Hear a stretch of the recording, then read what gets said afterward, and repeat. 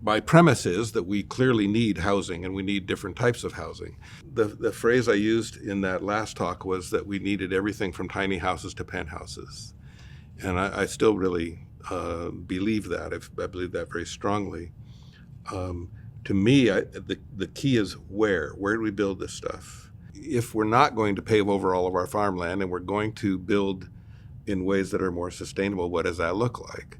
We've been on the path towards some intelligent correction in that regard for a long time, but the pandemic has really been a catalytic shift of views about how we live, what's important, what we need, how many cars do I need to own.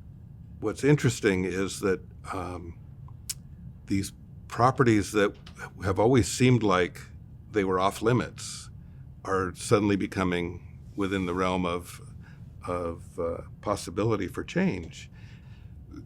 In the pandemic, one of the phenomenon that's been happening is that the participation in public hearings, I think, has dramatically increased, because we can sit at home in our comfy chair and we can listen in on the council or planning commission and click the little button to say something, to offer up our opinion of it.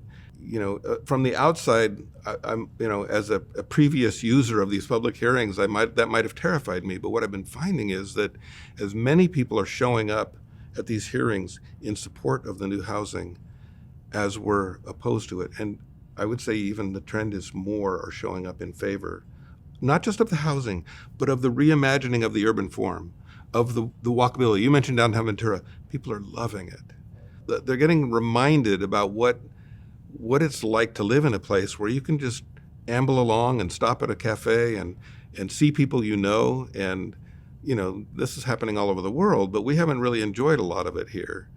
So the pandemic has, the downtown Ventura phenomenon, if I had proposed that a year before the pandemic, I probably would have been run out of town, but it was an adaptation, right? It was a response to, oh no, what do we do? How do we make this work? And it's awesome what we can do when we decide that we want to do that.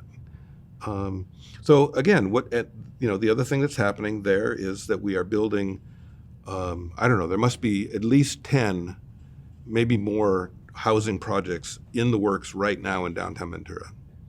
And this is something we envisioned in 1994, and people just really couldn't imagine it at the time. It just was too far out.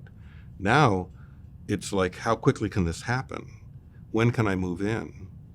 We can't solve the housing problem by doing what we've done for the last 60 years. We've got to think in new ways. We've got to create innovative housing solutions, and at the same time, those are going to help us solve the sustainability challenges. And I think that's really exciting. What is it that causes us to shift our perspective?